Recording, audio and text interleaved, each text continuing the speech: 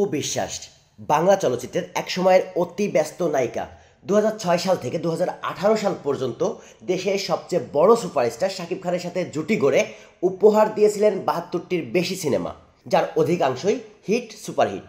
2018 সালে শাকিব খান অপু বিশ্বাসের বিয়ে, সন্তানের খবর ফাঁস এবং বিবাহ বিচ্ছেদের জের ধরেই ভেঙে যায় এই জুটি।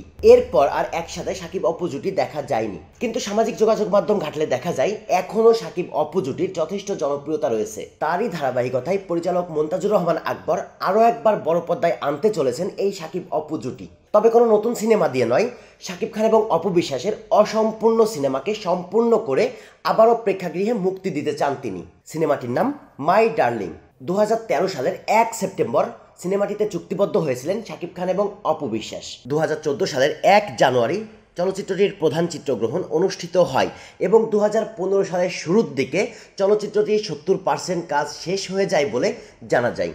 এরপর সিনেমাটির প্রধান অভিনেতা শাকিব খান এবং অপু বিশ্বাস শিডিউল না দেওয়ার কারণে চলচ্চিত্রটির কাজটি থেমে যায়, আর এখন পর্যন্ত আলোর মুখ দেখতে পায়নি এই সিনেমাটি। তবে সিনেমাটির পরিচালক প্রযোজক সিনেমাটি মুক্তি দেওয়ার জন্য যথেষ্ট চেষ্টা করে যান। প্রযোজক সমিতিতে দফায় দফায় শাকিব এবং অপুর বিরুদ্ধে অভিযোগপত্র দায়ের করেন।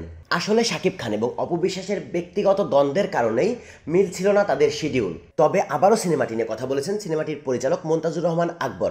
জানিয়েছেন সিনেমাটির বাকি অংশের কাজ সম্পূর্ণ করে অতি দ্রুত সিনেমা হলে মুক্তি দেওয়া হবে এই সিনেমাটি। এটা নিয়ে শাকিব খান এবং অপু বিশ্বাসের সাথে কথা চলছে বলেও জানিয়েছেন তিনি। এখন কথা হচ্ছে, আসলে 2013, 14, 15 সালের শাকিব খান আর আজকের শাকিব খান অনেক ডিফারেন্স। ওই সময় শাকিব খানের যেমন একটা ফ্যান বেস ছিল, তেমন শাকিবকে নিয়ে অনেক ট্রলও হতো। কিন্তু এখন শাকিব খান নিজেকে ভেঙে চুরে নিয়ে গেছেন অনন্য এক উচ্চতায়। তখন যারা শাকিবের ট্রল করতো, এখন তারা শাকিবের প্রশংসা করতে বাধ্য। আজকের এই দিনে এসে 2014 সালে শুটিং হওয়া সিনেমাটি মুক্তি পাওয়া আসলে কি উচিত? আপনারা কি মনে করেন? নাকি শাকিব অপু জুটিকে আরও একবার বড় পর্দায় দেখতে চান? কমেন্ট করে জানাবেন। আর ভিডিওটি ভালো লাগলে লাইক করবেন। আর বিনোদন জগতে নিত্য নতুন নিউজ পেতে চ্যানেলটি সাবস্ক্রাইব করে পাশেই থাকবেন। ধন্যবাদ।